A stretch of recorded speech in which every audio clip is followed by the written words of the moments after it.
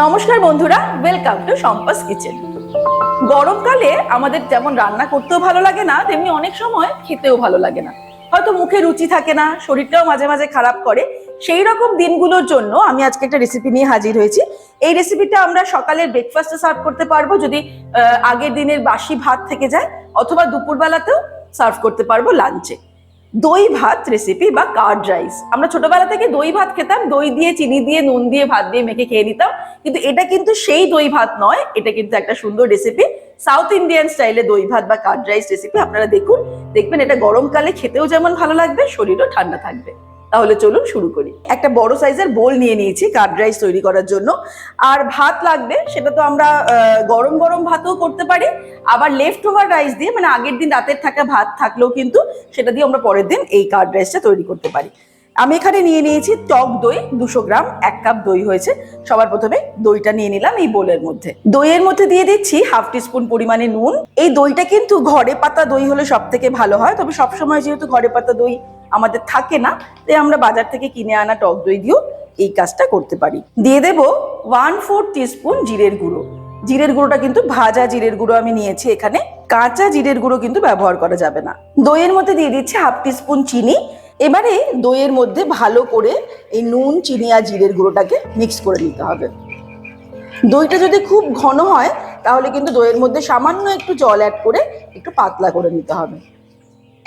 দইয়ের মধ্যে ভালো করে চিনি আর নুনটাকে মিক্স করে নেওয়ার পর তারপরে আমি এখানে ভাতটা দিয়ে দিচ্ছি। আমি এখানে মোটামুটি 2 জনের আন্দাজে তৈরি করছি।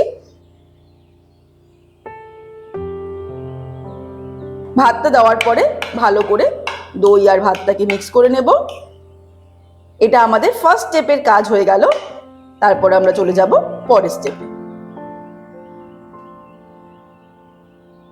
এটা অনেকটা ড্রাই মনে হচ্ছে, তাই জন্য আমি জাস্ট দইয়ের কাপটাতে সামান্য একটু জল নিয়ে এর মধ্যে অ্যাড করব।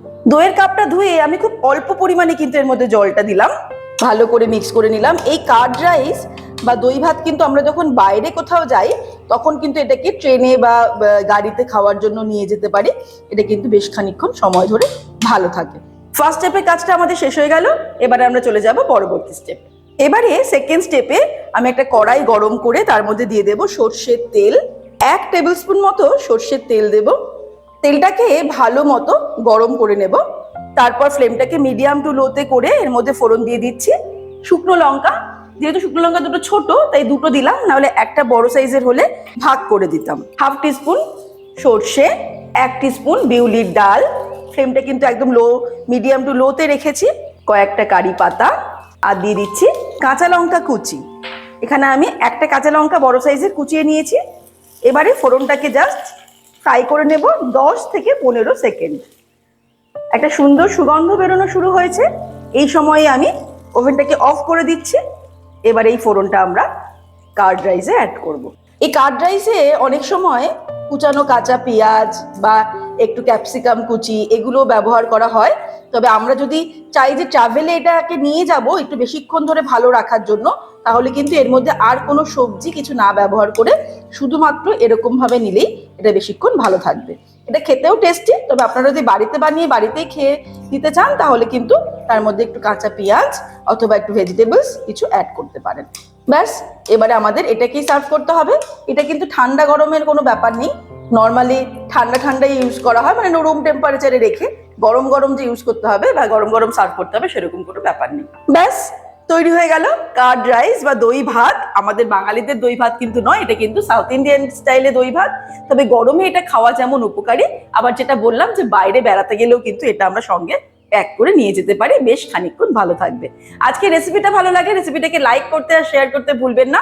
আর এরকমই দারুণ দারুণ রেসিপির আপডেট পাওয়ার জন্য সম্পাস কিচেন চ্যানেলটিকে সাবস্ক্রাইব করে নিন। ভালো থাকবেন, সুস্থ থাকবেন। আমি আবার হাজির হব নতুন নতুন রেসিপির সঙ্গে।